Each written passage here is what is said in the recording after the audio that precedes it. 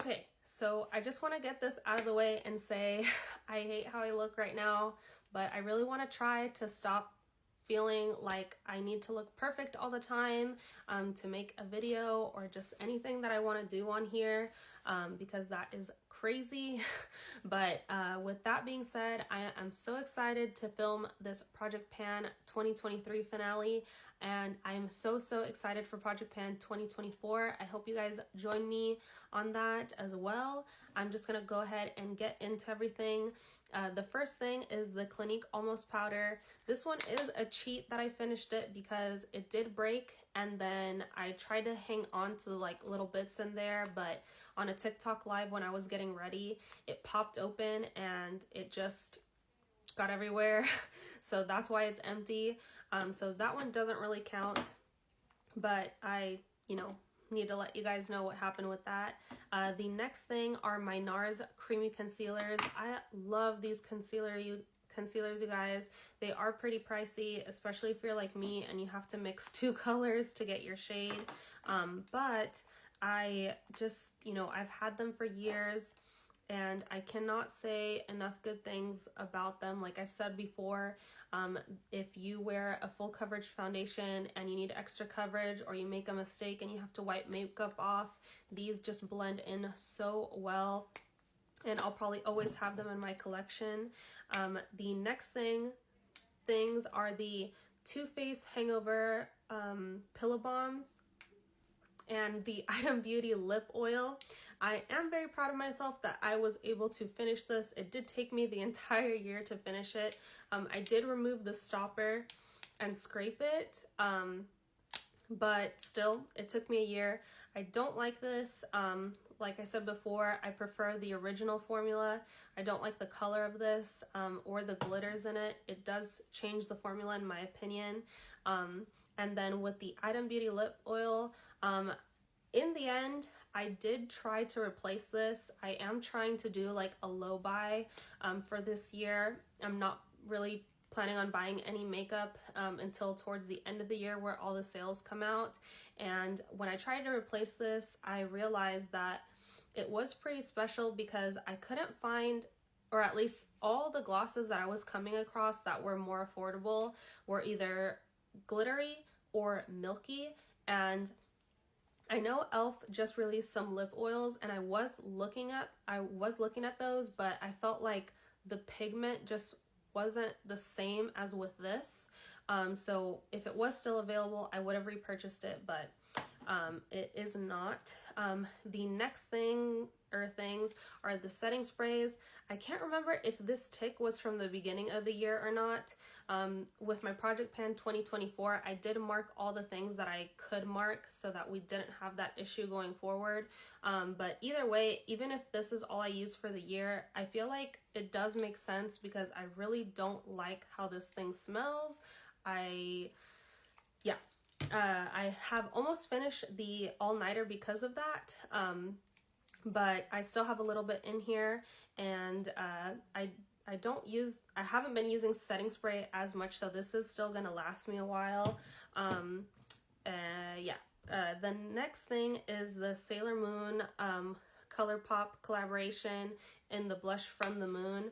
I didn't wind up finishing this thing or hitting pan. I still really want to hit pan on this thing for some reason, so this will be something that will be rolled over.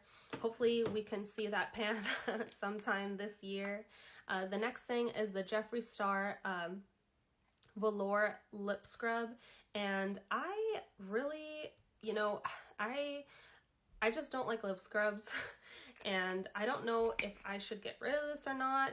I don't know if you guys have tried like putting on chapstick, letting it set in, and then just, scraping it off or rubbing it off with like a t-shirt, but that feels just so good to me. And I don't know. I'm not a scrub person. So yeah. The next things are these concealers. So I really did like this Maybelline concealer. If you're looking for an affordable concealer, you don't need that much coverage, and you have the same kind of under eyes as me where you have texture, and you want something that isn't gonna, cover come off with your oily skin throughout the day, but you still kind of have a bit of a dry under eye, so you don't want it to just, you know, suck all the moisture from under your eyes. This is pretty good, but like I mentioned, I just wanted something with more coverage, and luckily the concealers that I bought before the end of the year have been working out so well for me. And these Maybelline Fit Me ones, they just don't work well with my skin anymore. I kind of, moving forward with concealers, I don't want them to last more than a year for me. So it could be that these are just really old and the formula has changed. I don't know. But I always hated having to mix these because they don't have my shade, and I just don't ever see myself repurchasing those. The next thing is this Benefit Lolly Tint. I finally sat down to try to film a TikTok with it, but unfortunately it did dry out.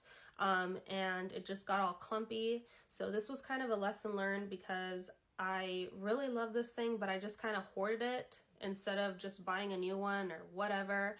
And you know, I really do wish that I would have used it instead of like holding on to it for like a special day.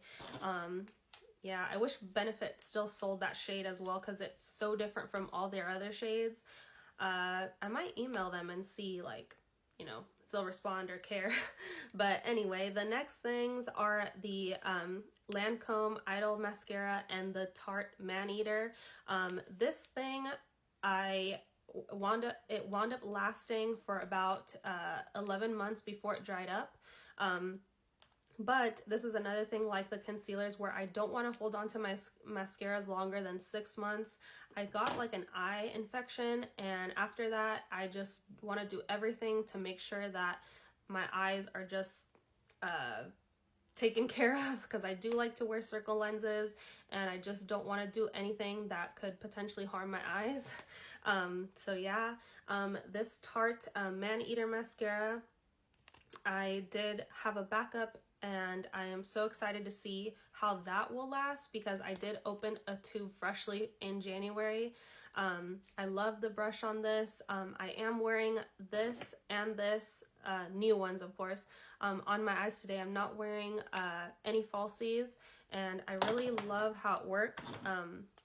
Yeah, the next thing is the e.l.f. Pink Lemonade, and this thing has gone bad. It's starting to like kind of bubble at the top. I'm not sure how well you'll be able to see.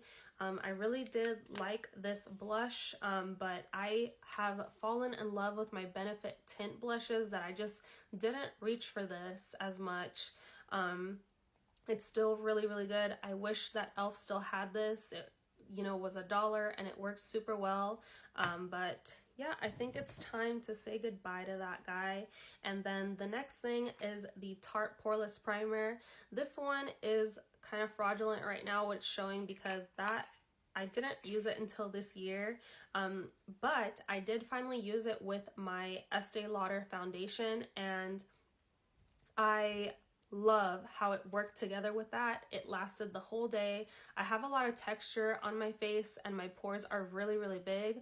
So this is awesome. I'm really glad that I finally got use out of that.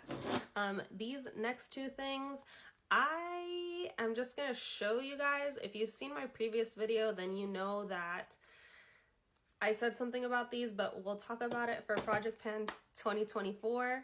And then this next thing is the Bare Minerals Primetime SPF BB cream, and I probably have like about 5 or 6 uses left in this, but I hate this thing. I hate how it doesn't set. I hate how hard it is to take off my face. Like, I might as well be wearing a foundation, and that just doesn't make sense to me. So I'm just gonna go ahead and get rid of it. And the next thing is the Benefit What's Up highlighter. I did wind up using it on my chest. I did wind up loving it, but I did not make much progress on that, as well as the CoverGirl concealer or contour. Still love this thing, still gonna use it. And then the last thing is the Jeffree Star eyeshadow, and not much progress on it, but I am happy that I still have it in my collection. And I have run out of time, but thank you guys for spending time with me, and hopefully I catch you on my project.